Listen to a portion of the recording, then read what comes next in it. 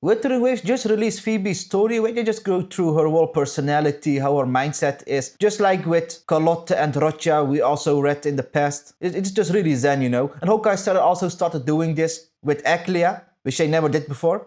And they are doing this series where for every Cryosis heir, they will share some of their story. But Wuthering Waves already did this, Honkai just started doing that. But today it's about Phoebe, so let's see what we can learn about her. I'm Phoebe, an acolyte of the Order. Praise the Sentinel, may they guide you to compassion and enlightenment. So she's an acolyte of the Order, and the Order is basically this church, you might say. So people who act as the representative of the Sentinel of Rinasata, so the new area we are in. Just like with Jinxie and Yue. Yue is the Sentinel and the Sentinel of this new area I forgot the name of. But yeah, the Order is basically the representatives. So you can basically call them the church. And Phoebe is an acolyte. An acolyte is basically, what's an acolyte? A moment. An acolyte is a person assisting a priest in a religious service or procession. So Phoebe is basically just an assistant of the priest. Okie dokie then. Let's see. Her story about Phoebe. A giver of happiness. Oh boy, another character we need to protect. Just like Rocha. Phoebe's staff had been a gift from Sister Isabella at the orphanage. Oh, she's from an orphanage, Phoebe. Okay. She had received it on the day she was named an acolyte.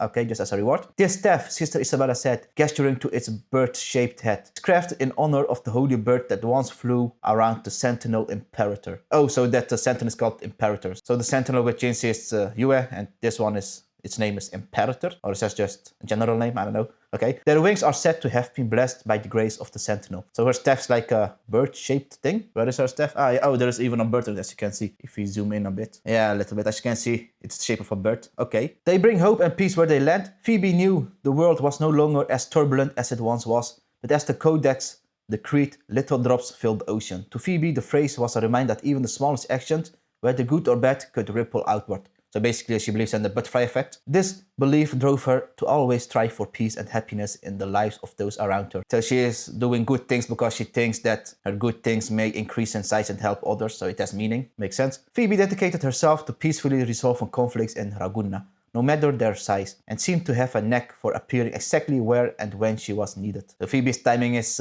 perfect, it seems. She is always there when you need her. And with a 2.1 story, I think that's what will happen. So when we need Phoebe, she will arrive maybe? Please calm down.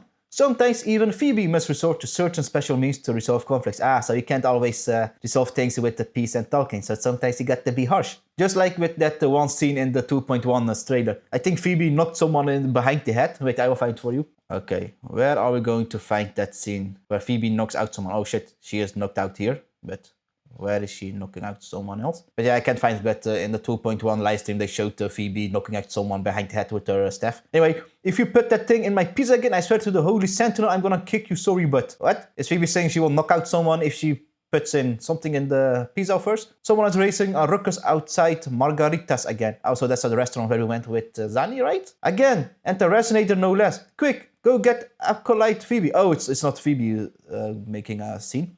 I'm on it. Phoebe gripped her staff tight, trying to muster up courage.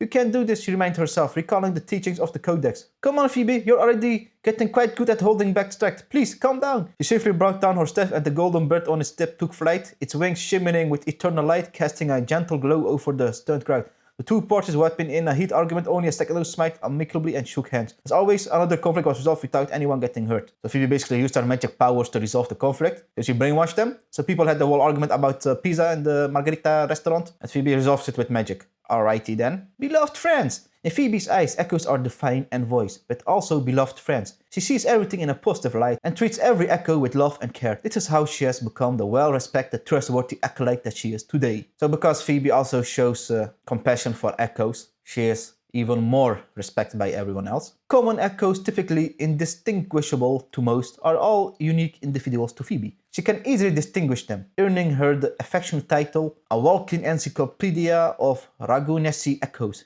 So she basically knows everything about echoes. She loves the echoes, and echoes love her back, behaving like eager puppies around her. That's also something that we saw in the 2.0 story. She was close with some echoes. Sometimes, while diligently performing her duties, she will find herself trailed by a long line of echoes, each patiently awaiting her attention. She got a whole fan base of echoes. Of course, this playful procession only occurs when no senior members of the Order are observing. True. So she's doing all of this behind the Order's back. So this whole affectionate play she has with the echoes. Since such behavior is not fit as someone who is a representative of the Sentinel. I don't know, do they say that? A mini carnival. The carnival was over and night had fallen on Raguna. Phoebe wandered alone through the deserted square. Colorful streamers and balloons still swayed in the breeze. Obvious to the party's end, she paused, picking up a golden streamer and tucking it into her book. Okay, so she took confetti. Suddenly, a wing ray materialized from the night sky. Wing ray is echo, landing silently at her feet, its fluffy tail curled around her legs playfully. Come, this city sleeps. No one will see us. Oh god, oh boy, she's going to do something she's not supposed to do. She's going to get in trouble. A voice whispered in her mind. Before she knew it, the wing ray lifted her into the air and both of them bathed in the soft moonlight. Oh, the wing ray, it's that echo which we can grapple into the game, and it flies us to some areas or straight into the air. They soared above the sleeping seat, arriving soon at Ekla town. Okay, they went to the other side of the town. There, in the center of the square, a makeshift stage had been erected. Two patches of light emanating from Livia and Tilly pierced the darkness. They began to play music, a lively tune that filled the air. Bebe and Brenna, already dancing, beckoned her to join. So she's having a dance party with the echoes. Phoebe left, her worries forgotten. She danced with abandon, the moonlight casting long, dancing shadows. The wing ray returned, this time carrying a laurel wreath in its beak. Gently, it placed the wreath on her head. This was her carnival, a magical celebration just for her. Oh, the echoes just basically thanking Phoebe for being so good to them, and they're just having a party with her. An after party after the carnival. So is Phoebe going to have this whole gang of echoes at one time in the story where she's going to go ham just like the main character of Solo Leveling, just like a Jinwoo? Resonance Evaluation Report. Excerpt of letter recommendation from the Order Orphanage. The moment I saw the glowing tasted mark on her upper left thigh, I knew immediately that this was a blessing from Imperator.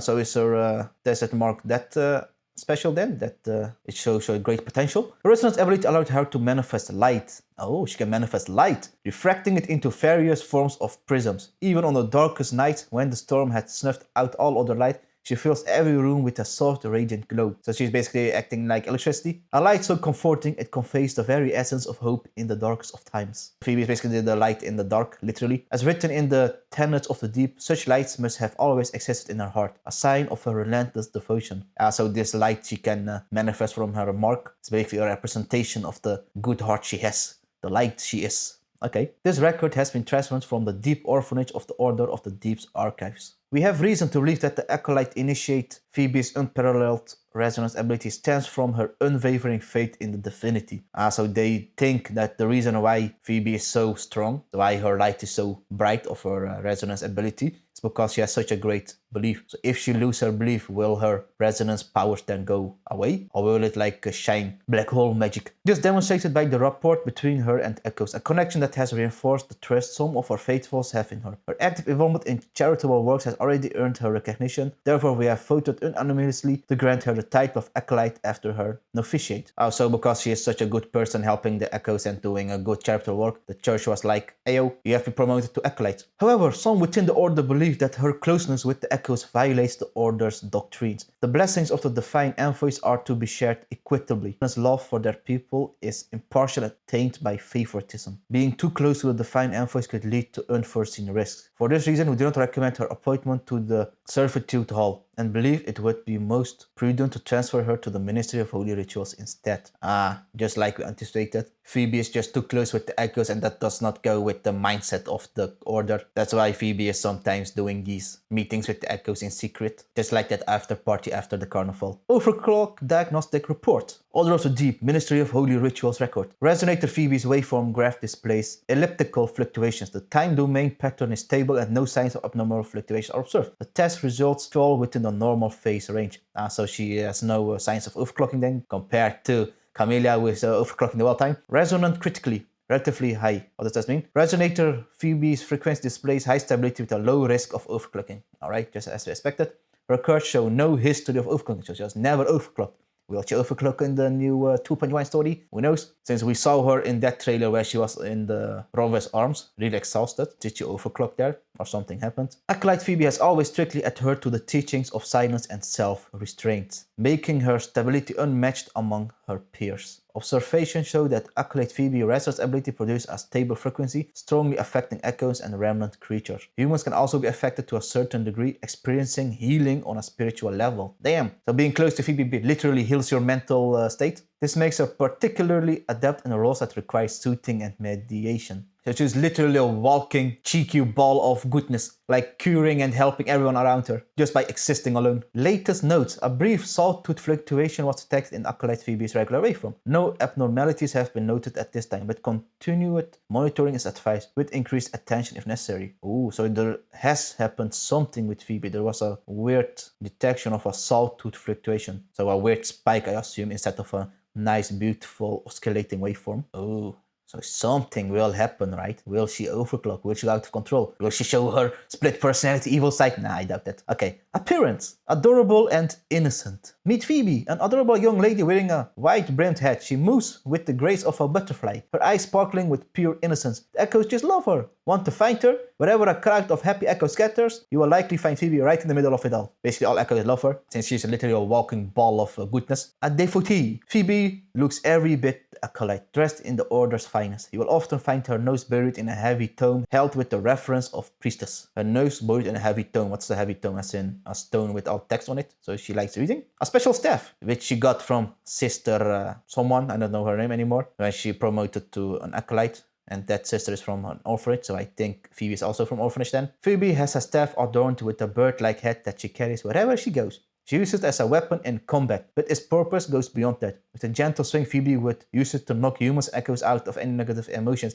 Yeah, just like that one scene in the live scene I cannot find anymore. She used it on someone behind his head, so he knocked them out. So basically she knocks people their negative emotions out with the staff. Yeah, so sometimes going physical is the best way to resolve conflicts, instead of casting our magic powers. If it doesn't work then, I think. Anecdotes. Cherished item, frozen in time. A locket Phoebe carries with her. Repurposed from an old pocket watch. Inside is a family portrait. Oh, a family portrait. Do we see a family thing? I see. It's a Lil, Phoebe, and a bunny. It looks like Remembers MC's Memo Sprite. If we really zoom in, do you see it a little bit? Like it's a bunny with little Phoebe, and I think that's the mother then, or the father in the corner right there. Okay. So continuing, it was lost to the depths of the sea during a shipwreck, but thanks to the tireless search of her kind friends, it was eventually returned to her. Oh, she lost it once, and these friends I think are the water echoes then. In the fleeting waves of time, in the beautiful spray of the sea, and in light, there are words I want to tell you over and over again. Ooh, is that what the person in the middle here said to Phoebe then, her mother or father? Phoebe's favorite food. Something smells so good. It must be Miss Margarita's pizza cooked to perfection by Bakey. No, no, no.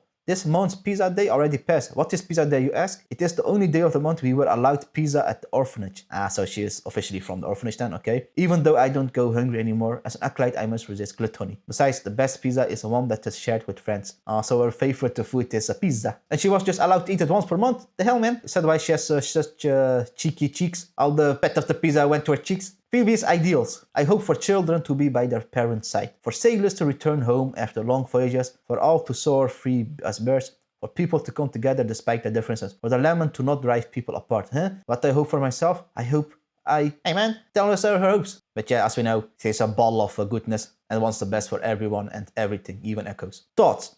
When I was a child, I awoke on a dark shore. I walked that shore for what felt like forever until I saw a light. A few kind acolytes of the order brought me to a brightly lit room. So it's just when she went to the orphanage, so she suddenly was in a creepy dark place and the order found her. They fed me, sheltered me, and treated me well. Eventually they became my adoptive family. Sometimes when the rain lashed out at night, Livia and Brenno would cuddle up next to me until I fell asleep.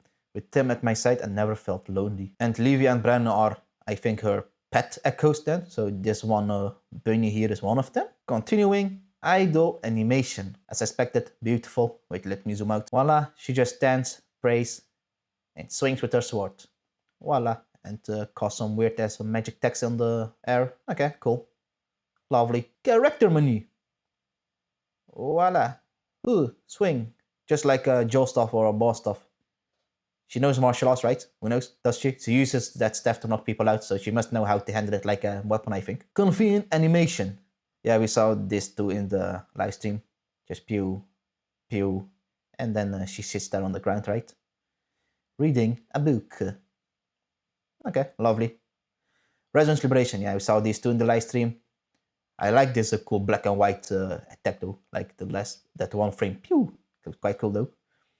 And that was it then. So what have we learned from Phoebe? She likes pizza. She's a ball of goodness. Even people can get affected by her goodness, giving them positive thoughts. and she sometimes uses her stuff to knock out people, their negative emotion, to resolve some conflicts. So what does this all mean?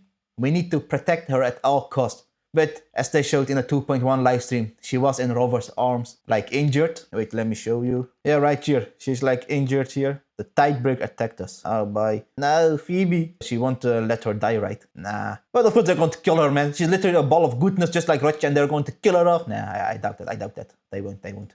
Oh, it looks serious though, with Brandt there. Just looking with Phoebe in Rover's arms, right? Or is she just sitting there? Oh no, she's literally on the ground with 2 echoes. Damn, it looks serious though. And these 2 echoes are echoes she just mentioned here. Where is it? Livia and Breno. Yeah, just like with the 2.0 story, she also mentioned them, I think. Not sure. Well, if she dies here, well, then at least she's surrounded by the 2 echoes she loves the most, right? Her family. And nah, she won't die, right? Nah. But yeah, that's it. I thank you for paying attention and see you the next time. Bye.